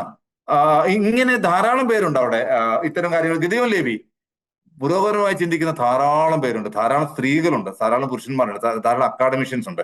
ഇവരുടെ പ്രചാരണം ഇപ്പൊ ഈ അവരുടെ കാലഘട്ടത്താവണമെന്നില്ല, ധാരാളം പുസ്തകങ്ങൾ എഴുതപ്പെട്ടിട്ടുണ്ട്. സജി ശരിക്കും വിചാരിക്കുന്നുണ്ട് യാസർ അറാഫത്തിന് സാധിക്കാത്തത് സാധിക്കുന്ന വേറെ ആളുകൾ ഇനി വരും, ഫ്യൂച്ചർ ബെറ്റർ ആണെന്ന് വിശ്വസിക്കുന്നു അല്ലേ? യാസർ അറാഫത്തിനെ എന്തുകൊണ്ട് ഒരു സ്റ്റേറ്റ്മെന്റ് ആയിട്ട് ഞാൻ കൂട്ടിയിട്ടില്ല. കാരണം അദ്ദേഹത്തിന്റെ പിൽക്കാല ജീവിതത്തിൽ അദ്ദേഹത്തിന്റെ സാമ്പത്തിക ഇടപാടുകളിലൊക്കെ വരുമ്പോൾ അദ്ദേഹം ഒരു പലസ്തീന്റെ അനുകൂലമായ നിലപാടുകൾ എടുത്ത നേതാവായിട്ട് ഒരിക്കലും തോന്നിയിട്ടില്ല. ആദ്യകാലത്ത് ഒരു പക്ഷേ ആയിരുന്നിരിക്കാം, ആ, അംഗീകാരങ്ങളൊക്കെ കിട്ടിയിട്ടുണ്ടെങ്കിലും അദ്ദേഹം പാലസ്തീന്റെ ഇൻട്രസ്റ്റുകളെ അസ്പിറേഷൻസിനെ സപ്പോർട്ട് ചെയ്തിരുന്ന സംരക്ഷിച്ചിരുന്ന ഒരാളായിരുന്നില്ല. അതുകൊണ്ടാണ് അദ്ദേഹത്തിന്റെ അവസാന കാലമായപ്പോഴത്തേനും അറബ്സ് തന്നെ തള്ളി പറഞ്ഞല്ലോ. പക്ഷേ ഇനി ആരെങ്കിലും തന്നെ നമ്മൾ ഒരിക്കലും ഒരു പൊളിറ്റിക്കൽ റീഫോമിന് നേതാക്കന്മാർ വേണം നിർബന്ധം പിടിക്കരുത്. കളക്റ്റീവ്സ് ആയിരിക്കണം, സമൂഹമായിരിക്കണം, വ്യക്തിയായിരിക്കരുത്. ഒരു ഗ്ലോറിഫൈഡ് നേതാവ് വേണമെന്നുണ്ട്. അങ്ങനെയൊക്കെ വന്നിട്ടുണ്ട്, അങ്ങനെയാണ് മിക്ക വിപ്ലവങ്ങളും നമ്മൾ ഇതുവരെ കണ്ടിട്ടുള്ളത്. പക്ഷെ സൊസൈറ്റിയുടെ മുമ്പോട്ടുള്ള പോക്കിലാണ് നമ്മൾ ഒരിക്കലും നേതാവിനെ പ്രതീക്ഷിക്കരുത്. നേതാവ് വേണം നിർബന്ധമൊന്നുമില്ല. കളക്റ്റീവ്സ് ആയിരിക്കണം, സംഘടനകളായിരിക്കണം, പ്രസ്ഥാനങ്ങളായിരിക്കണം, ആശയങ്ങളായിരിക്കണം നയിക്കുന്നത്. ഒരു നേതാവും അയാളുടെ ഇപ്പോ ഗാന്ധിയെ പോലെ നെഹ്റുവിനെ പോലെ അങ്ങനെയുള്ള മനുഷ്യരൊന്നും വേണം നിർബന്ധമൊന്നുമില്ല ഒരു സാമൂഹ്യ മാറ്റത്തിന് വേണ്ടിയിട്ട്. അപ്പൊ അതുകൊണ്ട് അങ്ങോട്ടുള്ള യാത്ര ആരംഭിച്ചിരിക്കുന്നു എന്നുള്ളതാണ് ഞാൻ ഇതിന് ഏറ്റവും പുരോഗമനപരമായി കാണുന്നത്. രണ്ട് പ്രദേശത്തെയും ജനങ്ങൾ ആ വഴിക്ക് ചിന്തിച്ചു തുടങ്ങിയിരിക്കുന്നു. ഇനി ചില സമയത്ത് ചില ചിന്തകൾ വളരെ പെട്ടെന്ന് പ്രചരിക്കുകയും ജനങ്ങൾ അതിൽ താല്പര്യം ഉണ്ടാകുകയും ചെയ്യും. അതുകൊണ്ട് ഇന്ന് കാണുന്ന വൈരാഗ്യം, ഇന്ന് കാണുന്ന ശത്രുത ഇന്നലെ ഇല്ലാത്തതായിരുന്നു. ഞാൻ പറഞ്ഞല്ലേ, 48 വരെ ഇവരെ ഏകോദര സഹോദരങ്ങളെ പോലെ എന്ന് പറഞ്ഞാൽ സ്വർഗ്ഗഭൂമിയൊന്നും അല്ലായിരുന്നു. എന്നാലും പ്രാദേശികമായ ചില ചില്ലറ പ്രശ്നങ്ങൾ ഉണ്ടായിരുന്നെങ്കിലും, കുടിയേറ്റ സംബന്ധമായ ചില ബുദ്ധിമുട്ടുണ്ടായിരുന്നെങ്കിലും, ആ ഇടയ്ക്ക് ഉണ്ടായെങ്കിലും ഇവർ തമ്മിൽ സാഹോദര്യത്തോടെ കഴിഞ്ഞിരുന്നതാണ്. ഇവർ കഴിയാൻ പറ്റുന്ന ഏറ്റവും സഹകരിച്ച് കഴിയാൻ പറ്റുന്ന രണ്ടു കൂട്ടം മനുഷ്യരാണ് അറബ്സും ജ്യൂസും. അവർക്ക് തമ്മിൽ അവരുടെ ആഹാര രീതി, അവരുടെ ശരീരപ്രകൃതി, അവരുടെ നരവംശാസ്ത്രപ്രകാരം എല്ലാ രീതിയിലും ഇവർ തമ്മിൽ ഒത്തൊരുമിച്ച് പോകുന്നതാണ്. ഇസ്രായേലിൽ തന്നെ എന്തോരം പേര് വന്ന് ജോലി ചെയ്യുന്നു. 20,000-ഓളം വർക്ക് പെർമിറ്റ് ഉണ്ടായിരുന്നു പാലസ്തീനിൽ ഒരു സമയത്ത്. നേരം വെളുത്താൽ 20,000 പേര് ഈ ഗസ അതിർത്തിയിൽ നിന്നിട്ട് കടന്ന് ഇസ്രായേലിൽ വന്ന് ജോലി ചെയ്തിട്ട് വൈകുന്നേരം തിരിച്ചു പോകുന്നവരായിരുന്നു. അത്തരത്തിലുള്ള മനുഷ്യരാണ് അവര്. അപ്പൊ അതുകൊണ്ട് അവർക്ക് ഇനിയും ഇപ്പോ ഈ ഗവൺമെന്റുകൾ, പ്രത്യേകിച്ച് അതിന്റെ വന്നതിന് ശേഷം അതിന് മുമ്പത്തുള്ള ഗവൺമെന്റുകളും ഈ ഡീഹ്യൂമനൈസ് ചെയ്ത് പാലസ്തീനെ കുറിച്ച് പറയുന്നു, അവരെ ആക്രമിക്കുന്നു. ആ കുട്ടികൾ നഷ്ടപ്പെട്ട പാലസ്തീനികൾക്ക് തീർത്താൽ തീരാത്ത പകയുണ്ട്. അപ്പൊ ഈ ഒരു പ്രശ്നമാണുള്ളത്. അതിന് ഒരു തലമുറ കഴിയുമ്പോൾ കാലം വായിക്കാത്ത മുറിവുകളൊന്നുമില്ല. മെച്ചപ്പെട്ട മനുഷ്യനാണ് ഉണ്ടാക്കിക്കൊണ്ടിരുന്നത്. നമ്മുടെ കേരളത്തിൽ ഒരു കാലത്ത് ഒരു വശത്ത് ഒരു ദളിതനെയും മറ്റൊരു വശത്ത് ഒരു കാളയും കെട്ടി നില ഉഴുതുകൊണ്ടിരുന്ന സ്ഥലമാണ് കേരളം. ഇന്നെന്താണ് അവസ്ഥ? നമ്മൾ എത്രത്തോളം പുരോഗമിച്ചു? നമ്മൾ എത്തേണ്ടടുത്ത് എത്തിയില്ലെങ്കിലും പുരോഗമനത്തിന്റെ പാതയിൽ നമ്മൾ വളരെ മുമ്പോട്ട് പോയില്ലേ? സമൂഹത്തിന്റെ ഭാവിയെക്കുറിച്ച് അല്ലെന്നുണ്ട് ഈ ലോകത്തിന്റെ ഭാവിയെക്കുറിച്ചൊന്നും നമ്മളത്തെ നെഗറ്റീവായിട്ട് കാണേണ്ട കാര്യമില്ല. അത് നമ്മൾ ഇന്നത്തെ അവസ്ഥയിൽ നടക്കില്ല എന്ന് തോന്നുന്നു, പലരും നാളെ നടക്കും. ഇപ്പോ ജപ്പാനിൽ പോയി കഴിഞ്ഞു കഴിഞ്ഞാൽ, ജപ്പാനിൽ കഴിഞ്ഞ 2 വർഷം മുമ്പ് ഞാൻ പോയത്, എന്നിട്ട് പോലും അവിടെ ആ നാഗസാക്കിയിലും ഹിരോഷിമയിലും പോയി കണ്ടു കഴിഞ്ഞാൽ അമേരിക്ക എന്ന രാജ്യവുമായി സൗഹൃദം ഉണ്ടാക്കുന്ന പ്രശ്നമേ ഇല്ല ഒരു കാലത്തും. അത്ര ഹീനമായ പ്രവൃത്തിയാണ് ചെയ്തത്. ഇപ്പൊ ജപ്പാനും അമേരിക്കയും ഒരുമിച്ചല്ലേ? അപ്പൊ നമുക്ക് അതുകൊണ്ട് ഇത്തരം കാര്യങ്ങളെ സംബന്ധിച്ച് അല്ലെന്നുണ്ട് അപ്പാർത്തിയുടെ ഭരണകൂടം വരുന്ന സൗത്ത് ആഫ്രിക്ക, അവര് സഹകരണത്തിന്റെ പാതയിലൂടെ മുൻപോട്ട് പോയിക്കൊണ്ടിരിക്കുകയല്ലേ? അപ്പൊ നമ്മൾ ഭാവിയെ നിഷേധിക്കരുത്. സെൻ ബുദ്ധിസത്തിൽ ഒരു പ്രധാനപ്പെട്ട തത്വം കേട്ടോ, ഭാവിയെ നിഷേധിക്കരുത് എന്നുള്ളത്. ഇപ്പോ അതുപോലെ ഗസയിലുള്ളവർ ഈ ജോർദാനിലേക്കും സിറിയയിലേക്കും പോകണം, നിങ്ങൾ അവിടെ നിന്ന് വന്നവരാണ്, ഇതാണ് നിങ്ങളെ ഒറിജിൻ എന്നൊക്കെ പറഞ്ഞിട്ടുള്ള വലിയൊരു ക്യാമ്പയിൻ ഒക്കെ നടക്കുന്നുണ്ട്. അപ്പൊ എന്താണ് അതിന്റെ ചരിത്രം, എന്താണ് പിന്നെ പുരാണം എന്താണ്? സുനിത, ഈ അറബ്സ് എന്ന് പറയുമ്പോൾ നമ്മൾ പൊതുവെ കണക്കൂട്ടുന്നത് ഈ അറബികളെല്ലാം ഒരേ തരം മനുഷ്യരാണെന്നാണ്. എല്ലാ രാജ്യത്തുള്ള അറബികൾ ഒന്ന് തന്നെയാണെന്ന്. ഒരിക്കലുമല്ല. ഇപ്പൊ ജോർദാനിലുള്ള അറബി അല്ല സിറിയയിലുള്ള അറബ്സ് അല്ല ബഹ്റിനുള്ളതല്ല സൗദിയിലുള്ളത്. ഇതിൽ തന്നെ സൗദിയിലാണെന്ന് പറഞ്ഞാലും സൗദിയിൽ ഖഹത്താനികളും ഷഹറാനികളും അസീരികളും പലതരം ഗോത്രങ്ങളുണ്ട്. അവർ തമ്മിൽ വിവാഹം പോലും അപൂർവമായിട്ട് നടക്കത്തുള്ളൂ. ഒരൊറ്റ രാജ്യത്ത് താമസിക്കുന്നതാണ്, ഒരേ ഭാഷയാണ്, ഒരേ മതമാണ്. എന്നിരുന്നാൽ പോലും ഒരേ തരം മനുഷ്യരാണെങ്കിൽ പോലും ഇവർ തമ്മിൽ വ്യത്യാസമുണ്ട്. ഇവർ തമ്മിൽ പോലും ഒരു ഇന്റഗ്രേഷൻ എന്ന് പറഞ്ഞാൽ അത്ര എളുപ്പമല്ല. ആ സമയത്താണ് ഇപ്പം ജോർദാൻ, സിറിയ, പാലസ്തീൻ എന്നൊക്കെ പറയുന്ന സ്ഥലങ്ങളുടെ പ്രത്യേകത എന്താണെന്നറിയോ? അവിടെ ഉണ്ടായിരുന്ന സ്ഥലങ്ങൾക്ക് അതിർ നിശ്ചയിക്കുക മാത്രമേ ചെയ്തുള്ളൂ. ഒട്ടോമാൻ ഭരണകൂടം ഇല്ലാതായപ്പോൾ വേറെ ആരും എവിടെ നിന്നും വന്നവരല്ല. അതാത് പ്രദേശങ്ങളിൽ ജീവിക്കുന്ന മനുഷ്യർക്ക് ഒരേ ഭാഷയാണെങ്കിലും പല കാരണങ്ങളാൽ, ഭൂപ്രദേശത്തിന്റെ പ്രത്യേകത കൊണ്ട്, അങ്ങനെ പല കാരണങ്ങളാൽ ഉള്ള രാജ്യത്തിന് അതിർ നിശ്ചയിച്ച് അവർ അങ്ങനെ രാജ്യങ്ങളായി മാറുക ചെയ്തത്. പക്ഷേ ഇത് മനുഷ്യരെല്ലാം തമ്മിൽ വ്യത്യാസമുണ്ട്. ഇപ്പോ ഒരു ഈജിപ്ഷ്യൻ എടുത്തു കഴിഞ്ഞാൽ ഈജിപ്ഷ്യൻ ജോർദാനിയുമായിട്ട് അവിടെ ലോകവീക്ഷണം തന്നെ വേറെയാണ്. വേറെ തരം മനുഷ്യരാണ്, ആഹാരശീലങ്ങൾ വേറെയാണ്. ഇപ്പൊ ബഹ്റയും ഒമാനിയും എടുത്തു കഴിഞ്ഞാൽ നമുക്ക് തോന്നുന്നു രണ്ട് ഗൾഫല്ലെന്ന് തോന്നും. ഒമാനികളുടെ വസ്ത്രധാരണത്തെ വ്യത്യാസമുണ്ട് ബഹ്റൈനുമായിട്ട്. ഇങ്ങനെ എല്ലാ തരത്തിലും വ്യത്യാസമുള്ള മനുഷ്യരാണ് ഇവര്. നമ്മൾ പൊതുവെ അറബ് എന്ന് പറയുമ്പോൾ നമ്മൾ വിചാരിക്കുന്നത് എന്താണ്? ഇതെല്ലാം ഒരു കൂട്ടം മനുഷ്യരാണ്, ഒരേ മതമല്ലേ, ഒരു ഭാഷയല്ലേ, ആർക്കും എങ്ങോട്ടും പോയി. ഇവർക്ക് തന്നെ മാറി താമസിക്കുന്ന മനുഷ്യരല്ല. ഇപ്പൊ ഈ ബഹ്റിനിൽ തന്നെ, ഞാൻ താമസിക്കുന്ന സ്ഥലത്ത് തന്നെ 3 ദ്വീപുകളാണ്. ഒരു ദ്വീപിൽ നിന്ന് വേറൊരാൾ മറ്റൊരു ദ്വീപിലോട്ട് താമസം മാറുക എന്ന് പറഞ്ഞാൽ അപൂർവമാണ്. കാരണം ഇവർ ഭയങ്കരമായി ടെറിട്ടോറിയലാണ്. ഇവരുടെ പ്രദേശത്ത് തന്നെ നിൽക്കാൻ താല്പര്യപ്പെടുന്ന മനുഷ്യരാണ്. അങ്ങനെയാണ് ഇവരുടെ സംസ്കാരം വളർന്നു വന്നത്. അങ്ങനെയാണ് ഒരു ചെറിയ കൂട്ടം മനുഷ്യരും ഒരു മോസ്കും ഭിന്നശേഷ കടകളും അതിന് ചുറ്റും ഒരു ചെറിയ സംസ്കാരവുമായിട്ട് വളർന്നു വരുന്നവര് അപ്പുറത്തെ ഗ്രാമത്തോട്ട് പോകാൻ ഇവർക്ക് മടിയാണെന്നല്ല, ഇവർ അങ്ങനത്തെ മനുഷ്യരല്ല. അതുകൊണ്ടാണ് ഒരു മൈഗ്രേഷൻ വളരെ പുറകോട്ട് നിൽക്കുന്നത്. ഇപ്പൊ എന്തൊക്കെ സൗകര്യം കുറഞ്ഞാലും, എന്തൊക്കെ പ്രശ്നങ്ങളുണ്ടെന്ന് പറഞ്ഞാലും, എന്തൊക്കെ പുൾ ഫാക്ടർ ഉണ്ടെന്ന് പറഞ്ഞു കഴിഞ്ഞാലും ഒരു വികസിത രാജ്യത്തേക്ക് പോകാൻ ഇവർക്ക് മടിയാണ്. അല്ലെന്നുണ്ടെങ്കിൽ പാശ്ചാത്യ രാജ്യങ്ങളിലേക്ക് പോയി കുടിയേറി താമസിക്കാൻ ഇവർക്ക് മടിയാണ്. അത്തരത്തിലൊരു കൂട്ടം മനുഷ്യരാണ്. അപ്പോൾ പാലസ്തീൻ എന്ന് പറയുന്ന പ്രദേശത്ത് ജീവിച്ചിരിക്കുന്ന മനുഷ്യർക്ക് അവിടെ ഒലിവ് തോട്ടവും അവരുടെ കൃഷികളും ആട് വളർത്തലും ഒക്കെ ജീവിച്ചിരുന്ന മനുഷ്യരല്ല ജോർദാനിലുള്ളവര്. ഇതെല്ലാം വെവ്വേറെ മനുഷ്യരാണ്. പക്ഷെ അവിടെ വ്യത്യാസം എന്താണെന്ന് വെച്ചാൽ ഈ പ്രദേശങ്ങളെ ഒട്ടോമാൻ ഭരണകൂടം പിരിഞ്ഞു പോയിരുന്ന സമയത്ത് ഈ അറബ് ദേശീയത ഉയർത്തെഴുന്നേൽക്കുകയും ഇവരെല്ലാം രാജ്യങ്ങളായി മാറുകയും ചെയ്തപ്പോൾ ഇവരെല്ലാം തനത് ദേശത്ത് പാർക്കുന്നവരായിരുന്നു. അവിടെ ഇല്ലാത്തവരായിരുന്നു യഹൂദന്മാർ. അന്ന് ഇൻഡിജീനിയസ് യഹൂദന്മാരുണ്ട് പാലസ്തീനില്. അപ്പൊ ഈ മറ്റു രാജ്യങ്ങളും ഈ യഹൂദന്മാരുള്ള വ്യത്യാസം, ഇവർ വന്നവരാണ്. ഇവർ യൂറോപ്പിലെ പ്രശ്നം പരിഹരിക്കുന്നതിന് യൂറോപ്യൻ രാജ്യങ്ങളുടെ സഹായത്തോടു കൂടി അവർ വന്ന ഒരു രാജ്യം സ്ഥാപിക്കുക ചെയ്തത്. പക്ഷെ പലസ്തീൻ അങ്ങനെയല്ല, ജോർദാൻ അങ്ങനെയല്ല, സിറിയ അങ്ങനെയല്ല, ലെബനോൻ അങ്ങനെയല്ല. ഇതൊക്കെ അവിടെ ഉണ്ടായിരുന്ന രാജ്യങ്ങൾക്ക് അതിർ നിശ്ചയിച്ചെന്ന് മാത്രമേ ഉള്ളൂ. അവരവിടെ തന്നെ താമസിച്ചു വരികയാണ്. അത് അവരുടെ തന്നെ നാടായിരുന്നു. ഇവർ തമ്മിൽ വ്യത്യാസമുണ്ട്. ഒരു സ്ഥലത്തുള്ള മനുഷ്യർക്ക് വേറെ സ്ഥലത്ത്. ഞാനിപ്പോ പറഞ്ഞ ഏറ്റവും നല്ല ഉദാഹരണമാണ്. മൂന്ന് ദ്വീപുകളെ ആൾതാമസമുള്ള ഞാനിപ്പോ താമസിക്കുന്ന ബഹറിലുള്ളൂ. ഒരു ദ്വീപിൽ നിന്ന് മറ്റൊരു, കാരണം ഞാൻ ഈ മേഖലയുമായിട്ട് ജോലി ചെയ്യുന്നതുകൊണ്ട് എനിക്കറിയാം. സ്വദേശികൾക്ക് വീട് പണിത് കൊടുക്കുന്നതുമായിട്ട് ബന്ധപ്പെട്ട ജോലിയാണ് എനിക്ക്. അപ്പൊ അങ്ങനെ ഞങ്ങൾ ഹൗസിംഗ് കോളനികൾ പണിയുമ്പോൾ ഒരിക്കലും തൊട്ടടുത്ത ഗ്രാമത്തിൽ പോലും പോകാൻ ഇവർ തയ്യാറല്ല. അവരുടെ വീടിനടുത്ത് തന്നെ അവർക്ക് വീട് വേണം, അവിടെ തന്നെ അവർ താമസിക്കണം. അത് അവരുടെ ഒരു ജീവിത രീതിയും നൂറ്റാണ്ടുകളായി വളർന്നു വന്നിരിക്കുന്ന അവരുടെ സംസ്കാരമായിട്ട് ബന്ധപ്പെട്ടതാണ്. അതുകൊണ്ട് പാലസ്തീനികൾ എന്ന് പറയുന്ന ഒരു കൂട്ടം മനുഷ്യർ താമസിക്കുന്ന പാലസ്തീൻ എന്ന് പറയുന്ന സ്ഥലം വേറൊരാൾക്ക് കൊടുക്കണമെന്ന കാരണത്താൽ ഇസ്രായേൽ എന്ന് പറയുന്ന ഒരു രാജ്യം അവിടെ സ്ഥാപിച്ചു. ഇനി അവർക്ക് അവരുടെ ടെറിട്ടറി വർദ്ധിപ്പിക്കണം, ഇല്ലെന്നുണ്ടെങ്കിൽ ട്രംപിന് അതിനകത്ത് കൊള്ളാമെന്ന് തോന്നുന്ന ഗസ് അവരുടെ കയ്യിലാക്കണം. അതിനുവേണ്ടി അവർ എങ്ങോട്ടെങ്കിലും പോകട്ടെ എന്ന് ചോദിച്ചാൽ അവർക്ക് പോകാൻ മനസ്സില്ലെങ്കിലോ? അവിടെ താമസിക്കുന്ന മനുഷ്യരോട് ചോദിക്കേണ്ടത് ഇതാണ്. നമ്മൾ ആദ്യമേ തൊട്ട് ചോദിക്കുന്ന ചോദ്യമാണ്. നാട്ടിലെ മനുഷ്യരോട് ചോദിക്കേണ്ടത്, നിങ്ങൾക്ക് എന്താ വേണ്ടത്? നിങ്ങൾക്ക് ഇവിടെ നിൽക്കണോ അതോ പോകണോ? ഇപ്പൊ സ്വമേധയാ കുടിയേറി പോകുന്നത്. ഇപ്പൊ സുനിത കാനഡയ്ക്ക് പോയി, അല്ലെന്നുണ്ടെങ്കിൽ നമ്മൾ പലരും, ഞാനിവിടെ ജോലിക്ക് വരുന്നു, നമ്മൾ സ്വമേധയാ ഒരു സ്ഥലത്തേക്ക് പോകുന്നതല്ല സ്വന്തം വീട്ടിൽ നിന്ന് അടിച്ചിറക്കുന്നത്. എന്നിട്ട് അവർ അഭയാർത്ഥി ക്യാമ്പിൽ, എന്നിട്ടും ഒന്ന് ആലോചിച്ച് നോക്കുക, ഈ കഴിഞ്ഞ 3 തലമുറയായി അഭയാർത്ഥി ക്യാമ്പിൽ കിടക്കുന്ന മനുഷ്യർ എന്തുകൊണ്ടാണ് ശ്രമിക്കാത്തത് ഒരു കുടിയേറ്റത്തിനോ മറ്റ് അറബ് രാജ്യങ്ങളിലോ പോകാൻ? അവർക്ക് മനസ്സില്ല. അവർ അവിടെ കിടന്ന ഇസ്രായേലിന്റെ ആക്രമണത്താൽ കൊല്ലപ്പെട്ടാലും ശരി, അവരവിടുന്ന് പോകില്ല. പോയാൽ ഒരു സ്ഥലത്തോട്ടേ പോകത്തുള്ളൂ, അവർ ഇറങ്ങി പോകുന്ന അവരുടെ നാട്ടിലോട്ട്. അത്തരത്തിലുള്ള മനുഷ്യരാണ് അവര്. ആ മനുഷ്യരെയാണ് ഈ കഴിഞ്ഞ ഒരു വർഷത്തിലധികമായിട്ട് വെടിവെച്ചും ഇത്തരത്തിൽ കൊന്നിട്ടും ആ 2 മില്യൺ ജനങ്ങൾ എന്തുകൊണ്ടാണ് ഓടിപ്പോകാത്തെ? ഏറ്റവും കൂടുതൽ അഭയാർത്ഥികൾ ഏതൊക്കെ രാജ്യങ്ങളിലാണ്? ഏതാണ് പാലസ്തീൻ ഏറ്റവും കൂടുതൽ അഭയാർത്ഥികൾ? ഏറ്റവും കൂടുതലുള്ള ജോർദാനിലാണ്. ജോർദാനിൽ ഇപ്പൊ ഇവിടുന്ന് മാത്രമല്ല, ഇപ്പൊ ഇറാഖിൽ നിന്ന് സിറിയയിൽ നിന്ന് വന്നിരിക്കുന്ന അഭയാർത്ഥികളുണ്ട്. അതുകൊണ്ട് ജോർദാൻ കൃത്യമായി പറഞ്ഞു കഴിഞ്ഞു, ഞങ്ങൾക്ക് ഇനി ഒരു അഭയാർത്ഥിയെ സ്വീകരിക്കാൻ പറ്റില്ല. കാരണം അവർക്ക് അവരുടേതായ ദേശീയതയും എത്നിസിറ്റിയും ഒക്കെ ഉണ്ടായിരിക്കുന്ന സമയത്ത് അവർ ഏറ്റവും കൂടുതൽ പാലസ്തീനുകൾ അവർ സ്വീകരിച്ചു. പിന്നെ സിറിയയിൽ നിന്ന് വന്ന അഭയാർത്ഥികൾ, ഇറാഖിൽ നിന്ന് വന്ന അഭയാർത്ഥികൾ, അവരതിന്റെ ഒരു സാച്ചുറേറ്റഡ് സ്റ്റേജിലാണ്. ഇനി അവർക്ക് സ്വീകരിക്കാൻ പറ്റില്ല. ഈജിപ്റ്റ് ഓൾറെഡി പറഞ്ഞു കഴിഞ്ഞു, ഈജിപ്തിന്റേതായ പ്രശ്നങ്ങളുണ്ട്. ഈജിപ്തിന്റെ ഇടക്കാലം കൊണ്ട് വന്ന ഭരണപരമായ പ്രശ്നങ്ങൾ കൊണ്ട് മുൻപോട്ട് വരേണ്ട ഒരു രാജ്യം പിന്നോട്ട് പോയിരിക്കുകയാണ്. അവർക്ക് അവിടെ പലതരമായ പ്രശ്നങ്ങളുണ്ട്. അതുകൊണ്ട് അവരും സ്വീകരിച്ചിട്ടുണ്ട് ധാരാളം അഭയാർത്ഥികളെ. ഇനി ഞങ്ങൾക്കും പറ്റില്ല. ലെബനോണിലോ തീരെയും പറ്റില്ല. കാരണം ലെബനോണിലെ അവസ്ഥ അറിയാമല്ലോ. അവിടെയും വലിയ ക്യാമ്പുകളുണ്ട്. ആ ക്യാമ്പുകളൊക്കെ എന്ന് പറഞ്ഞാൽ ആദ്യകാലത്തൊക്കെ വളരെ കുഴപ്പമില്ലാതെ ജീവിച്ചിരുന്ന ക്യാമ്പുകളായിരുന്നു പാലസ്തീനികളത്. ഇന്ന് അതീവ ദുരിതത്തിൽ ജീവിക്കുകയാണ്. ഈ ഉൺറയുടെ സഹായമില്ലെന്നുണ്ടെങ്കിൽ നിത്യപട്ടിണിയായിരിക്കും അവിടെ. തൊഴിലില്ലായ്മയാണ് ഏറ്റവും വലിയൊരു പ്രശ്നം. വരുമാനമില്ലായ്മ, വിദ്യാഭ്യാസമില്ലായ്മ, കറണ്ട് ഇല്ലായ്മ, അങ്ങനെയുള്ള പ്രശ്നങ്ങൾ മൂലം അവിടെയും. അപ്പൊ ലെബനോണിലുണ്ട്, സിറിയയിലുണ്ട്, ഏറ്റവും കൂടുതൽ ജോർദാനിലുണ്ട്, ഈജിപ്തിലുണ്ട്. ഇങ്ങോട്ടൊന്നും ഇനി അഭയാർത്ഥികൾ സ്വീകരിക്കാൻ പറ്റാത്തൊരവസ്ഥയിലാണ്. ഇവർ സ്വീകരിക്കാൻ തയ്യാറാണെന്ന് ഇരിക്കട്ടെ, ഈ പാലസ്തീനിൽ പോകാൻ തയ്യാറല്ലെങ്കിലോ ഇവരെങ്ങനെ ഇറക്കി വിടാൻ പറ്റും ഇവിടുന്ന്? രാജ്യങ്ങളെല്ലാം വളരെ സമ്പന്നമായ രാജ്യങ്ങളാണ്.